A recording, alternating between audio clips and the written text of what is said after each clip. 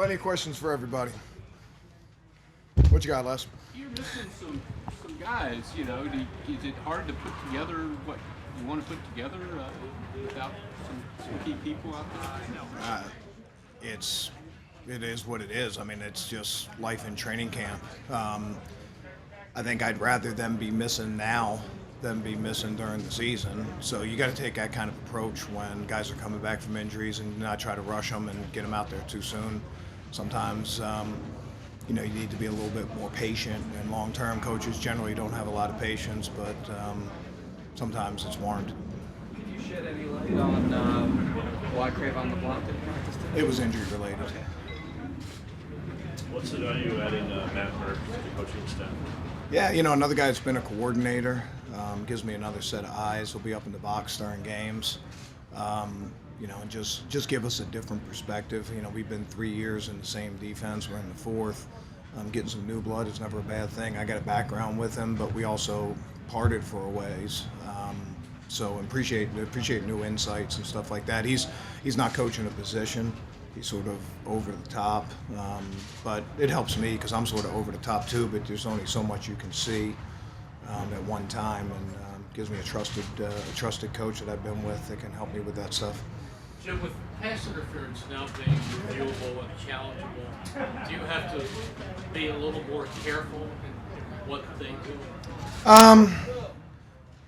No, I think you still coach with good technique. You coach good technique, and the players play with good technique, and you just realize that some things are going to look different in 4K slow motion replays than they do on the field.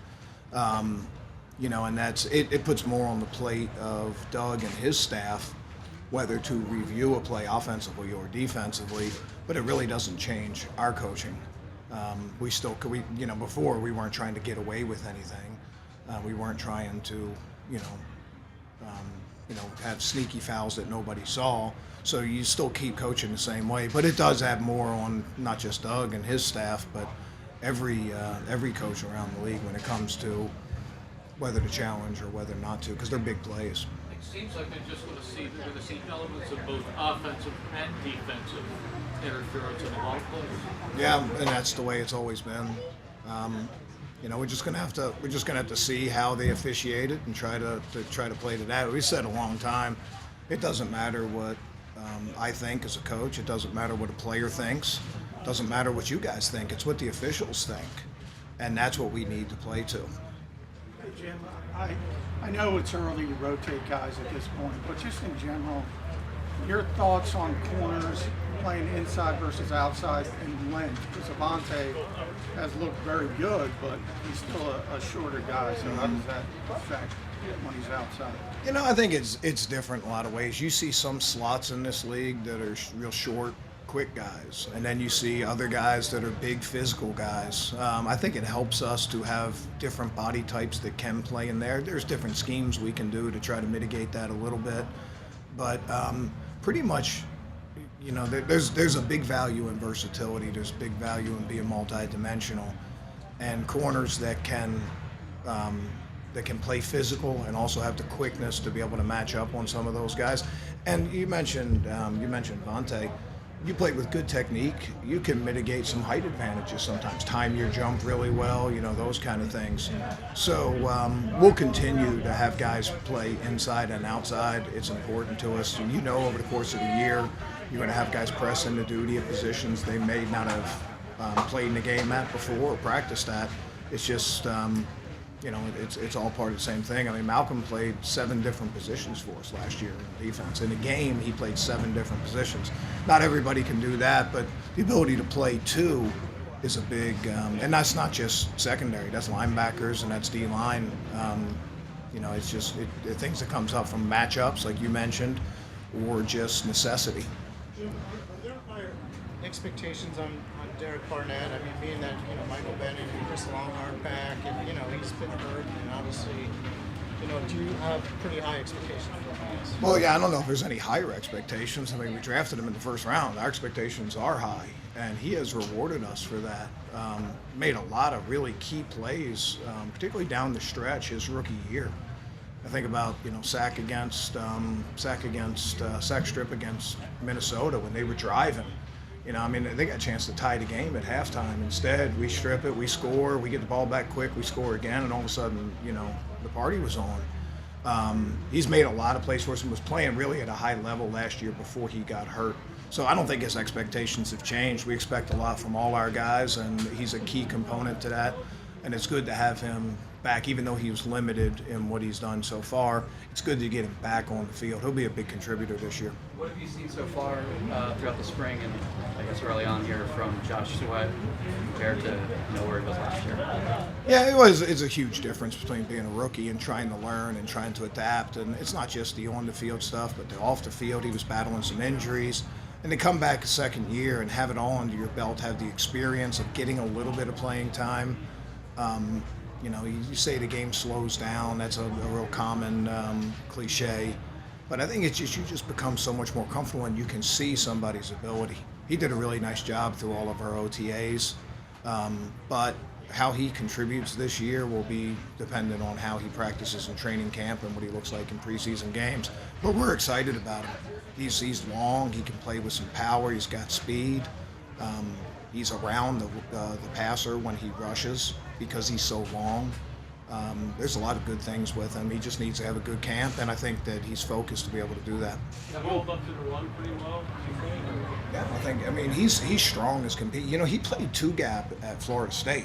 You look at him and he looks like a 400-meter sprinter, but he was, legs wide and squared up and doing those kind of things. He's got some of the strongest hands of all our defensive linemen, which, then you start putting him into situations where he can use his speed a little bit more. It's a bonus that a lot of other guys don't have. He's very strong. We feel strongly about him stopping the run. Your pass rush group overall, it's way different than what you had last year in that defensive line. How do you see it? Is it better? Is it not as good? You think you have a lot to prove there? Yeah, I think I say it all the time to our players. The defensive line is the engine that runs this defense. Those guys embrace that. They know that they have to set the tempo for our team, being physical, swarm around the quarterback, chase the ball, all those different things. But I think that, every team's a little bit different. I don't necessarily view one as better than the other.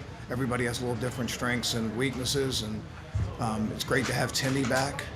That was one of the guys that was the first question last year is when is he going to get back on the field? And it was a tough time for him last year, but he's starting from the very first play yesterday. You felt Timmy's presence on the field.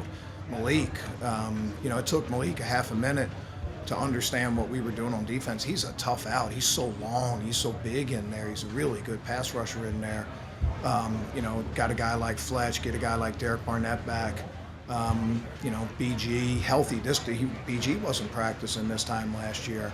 I think I'm very optimistic where we can go. And then adding other players, we traded for Hassan Ridgeway. We got the development of Trayvon Hester and Bruce Hector and other guys on the outside, not just Josh Sweat, but Joe Osman has really been impressive going through a lot of this stuff. Sharif Miller showed up a little bit yesterday. I think we'll find enough pieces to be able to put it together. It might look a little different than last year, but I think we'll find enough pieces that we can go.